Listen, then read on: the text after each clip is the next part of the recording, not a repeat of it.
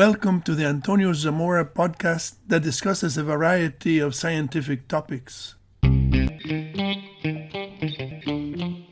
Cherry-picking the younger Dryas. This video discusses the selection of data to provide support for a hypothesis. In general, all the relevant data must be considered, and any discrepancies between the hypothesis and data must be reconciled so that the hypothesis can be widely accepted. Choosing only the most beneficial items from what is available is called cherry-picking, and it invalidates or limits any conclusions that can be drawn from the sample. After the publication of my paper in the journal Geomorphology in 2017, I have been promoting the glacier ice impact hypothesis as a mechanism for the formation of the Carolina Bays and the Nebraska rainwater basins. The hypothesis states that an extraterrestrial impact on the Laurentide ice sheet ejected glacier ice boulders in ballistic trajectories, and their oblique secondary impacts liquefied the ground and created inclined conical cavities that became shallow elliptical bays by viscous relaxation. The Younger Dryas impact hypothesis, published in 2007 by Richard Firestone and 25 co-authors, proposes that one or more extraterrestrial objects exploded over northern North America, triggering a cooling event and a megafaunal extinction. The paper presented magnetic microspherules and other proxies as evidence of the extraterrestrial impact. The glacier ice impact hypothesis fits well within this framework because the secondary impacts of the glacier ice boulders in the ejecta curtain had sufficient energy to cause the extinction from the Rocky Mountains to the east coast of the United States. Occasionally, I contact researchers or university professors by email with comments about the research and my perspective on the Younger Dryas impact hypothesis. Generally, my notes are ignored, but sometimes I get responses. Recently, I contacted Professor Vance Holliday after having read a paper he co-authored with 3 other scientists in 2020. Dr. Holliday is a professor at the School of Anthropology and Department of Geosciences at the University of Arizona, and he has published 3 papers critical of the Younger Dryas impact hypothesis. His paper, published in 2014 with 4 co-authors, states that geomorphic, stratigraphic, and fire records show no evidence of any sort of catastrophic changes in the environment at or immediately following the Younger Dryas boundary. Late Pleistocene extinctions varied in time and across space. Archaeological data provide no indication of population decline, demographic collapse, or major adaptive shifts at or just after 12,900 years ago. The data and the hypothesis generated by Younger Dryas impact hypothesis proponents are contradictory, inconsistent, and incoherent. His paper, published in 2016 with 2 co-authors, addressed 2 questions that persist in the debate over the Younger Dryas impact hypothesis. Can the results of analysis for purported impact indicators be reproduced? And are the indicators unique to the lower Younger Dryas boundary at 12,800 calendar years before the present? The paper concluded that the purported impact proxies are not unique to the Younger Dryas boundary. The title of the paper, published in 2020, is Extraordinary Biomass Burning Episode and Impact Winter Triggered by the Younger Dryas Cosmic Impact 12,800 Years Ago.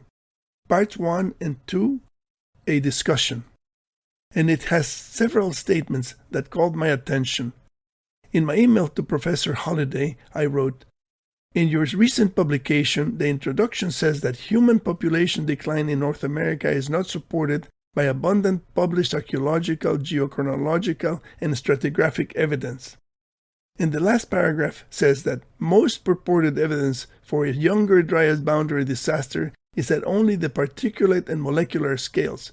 With the exception of some fauna, field records provide no evidence whatsoever of continent-wide catastrophic changes at 12,900 calendar years before the present.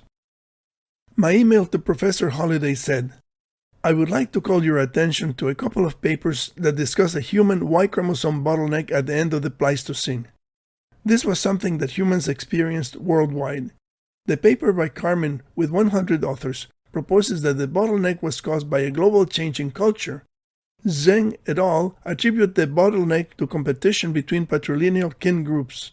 However, the Y chromosome diversity started to decrease in all regions of the world exactly at the Younger Dryas boundary 12,900 years ago, and it does not seem likely that similar cultural changes would have occurred simultaneously in regions widely separated by oceans deserts, mountains, and jungles. My email included a graph from Carmen of the Y chromosome bottleneck and the younger Dryas temperature record. The reply from Professor Holliday said, "Dear Mr. Zamora, thank you for your email about the Carolina bays. I'm familiar with your 2017 paper. I must take issue with most of what you present in your message and your paper. However, I still stand by the quotes from our recent publication on the impact hypothesis. Regarding humans, the younger Dryas chromosome and bottlenecks, my gold standard is the archaeological record, and it provides no evidence whatsoever for a population decline during the younger Dryas as proposed by the impact proponents, nor during the early Holocene. In the figure you sent me from the paper by Carmen et al., you neglected to send the full illustration below. The mitochondrial DNA data, which you left off, shows a very different story with no bottlenecks but rather a population rise in the Holocene. Sadly, this sort of cherry-picking of data is a fundamental component of the younger Dryas impact hypothesis. Getting called out for cherry-picking elicits several reactions. First of all, it is insulting.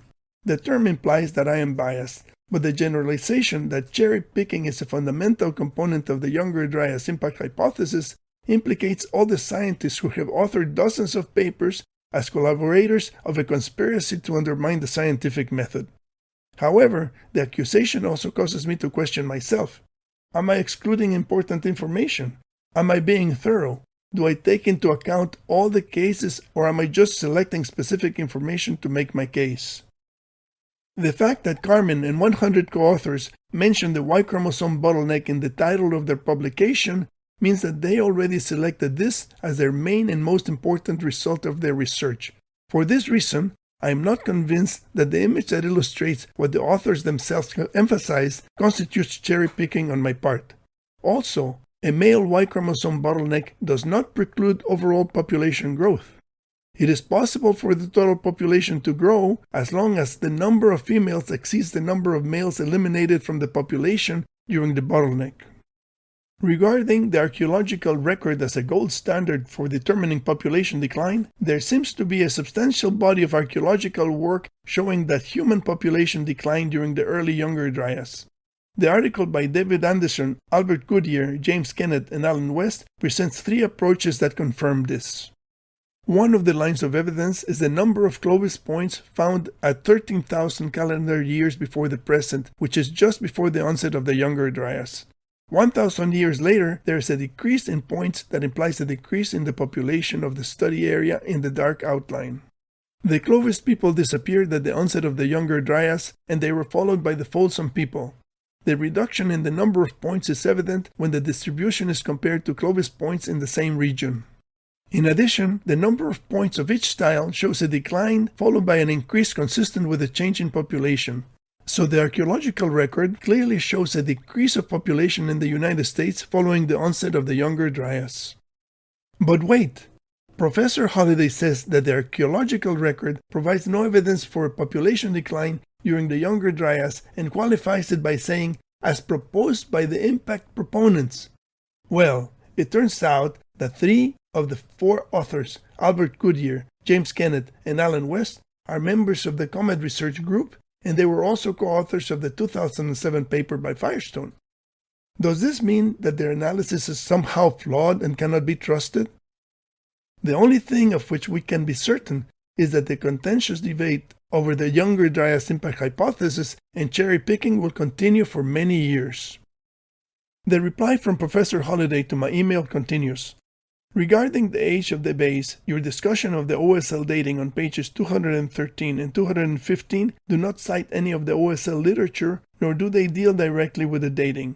If you consult the publications on the OSL dating, you will see that dates are not on the basins but on the bay rims, long known to be composed of Aeolian sand. They are clearly not the result of overturned beds. Here, solid field data is far superior to remote imagery. OSL is ideally suited to dating Aeolian sand. The dating provides reproducible results showing that the rims formed 140 to 120,000 years before the present and 50 to 12,000 years before the present, and rest on last glacial maximum and older strata. Actually, my paper did mention the OSL dates reported by Brooks et al., and the dates are consistent with Professor Holliday's reply. But I must object to the statement that the bay rims are clearly not the result of overturned beds, because this is not ordinarily tested, and if the tests for overturned flaps are not performed, it is not possible to assure that they are not there. Overturned flaps, overturned beds, or inverted stratigraphy are described by Professor J. Melosh in his book, Impact Cratering, a Geologic Process. Impact cratering displaces material laterally by horizontal compressive forces and ejects debris ballistically to produce uplifted rims. The stratigraphy near the crater rim is inverted as the flanges produced by the penetration of the projectile fold over the existing landscape. Inverted stratigraphy can only be detected by examining at least 3 sections of a core sample in the rim. Proceeding from the top down, the surface layer contains the youngest material that accretes by ordinary aeolian and sedimentary processes. Immediately below the youngest layer, there is a layer of older material that was excavated during the formation of the elevated rim. Below the layer of older material is a layer of young material that was the surface of the terrain before the impact cavity formed. Deeper layers contain progressively older material. Now take a look at the OSL dates published by Brooks et al. Each sample location has only one value, but for each location a minimum of 3 samples at different depths are necessary to test for inverted stratigraphy. From the dates obtained by Brooks, it is not possible to determine if there are layers that indicate inverted stratigraphy at any of the locations tested. By contrast, a paper published by Bunch and 17 co-authors in 2012 shows the dates obtained at different depths of a single test location in the rim of a Carolina Bay near Blackville, South Carolina. The samples for optically stimulated luminescence were taken at 107, 152, and 183 centimeters below the surface. The layer at 107 centimeters had an age of 11.5 thousand years. The layer at 152 centimeters had a date of 18.5 thousand years, and the layer at 183 centimeters had a date of 12.9 thousand years. This clearly shows inverted stratigraphy since an older layer is sandwiched between 2 relatively younger layers. As far as I know, this is the only publication that has dated different layers in the same core sample of a Carolina Bay rim. Experimental impacts demonstrate how the overturned flanges created by an impact become the raised rims of the craters with inverted stratigraphy. In this image, the red arrow points to a layer of green sand that was originally on the surface and is now covered by older material excavated by the impact. Eventually, a younger layer will be deposited on top of the older layer by aeolian and lacustrine mechanisms. The reply from Professor Holliday continues. Finally, the notion that an impact hit glacial ice over Saginaw Bay, Michigan at the beginning of the Younger Dryas chronosome is impossible because that area was ice-free at the time. Some of the other impact proponents, such as Firestone, have made this same mistake, that is, not consulting readily available data on the glacial history of the Great Lakes. I attach a recent commentary on the origins of Saginaw Bay. Professor Holliday attached a paper by Schetzel et al., which states that Saginaw Bay was ice-free at the onset of the Younger Dryas. The idea that there was an extraterrestrial impact at Saginaw Bay is derived from the work of Davies and Gilbride, who in 2010 calculated the convergence point of the Carolina Bays and the Nebraska rainwater basins at Saginaw Bay based on the axial orientations of the bays. The database with the orientations of the bays is freely available to anyone who cares to recalculate the convergence point. Saying that an impact at Saginaw Bay is impossible poses a real dilemma. The Carolina Bays and the Nebraska rainwater basins have elliptical geomorphology and radial orientation toward Saginaw Bay. This means that the bays originated as inclined conical cavities from impacts of some material originating from the convergence point of the bays. If the impacts were not made by ejected ice, then what kind of material made the bays? Saying that there was no ice at the convergence point of the bays leaves the origin of the bays unsettled because there is no obvious impact crater there. But this is exactly what we would expect if a layer of ice had attenuated the force of the extraterrestrial impact at that location. The high energy of emplacement of the Carolina Bays requires them to be associated with an extinction event from the Rocky Mountains to the east coast of the United States. The onset of the Younger Dryas is the most likely time for the emplacement of the Carolina Bays.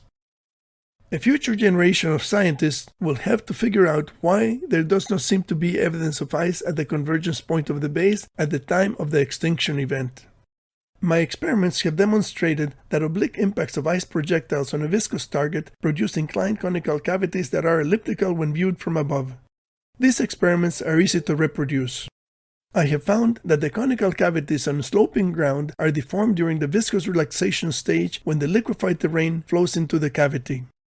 These deformations can be demonstrated by tilting the experimental container. In general, any deviation from elliptical geometry of the Carolina Bays can be explained based on the characteristics of the terrain and the erosive forces of wind and water. The scientific method is by necessity an adversarial process where different hypotheses are tested against physical evidence to determine which hypothesis provides the best explanation. The objections of the harshest critics provide the best clues for improving and demonstrating the validity of a hypothesis. A new scientific hypothesis has to face and withstand many challenges on its way to becoming part of mainstream science.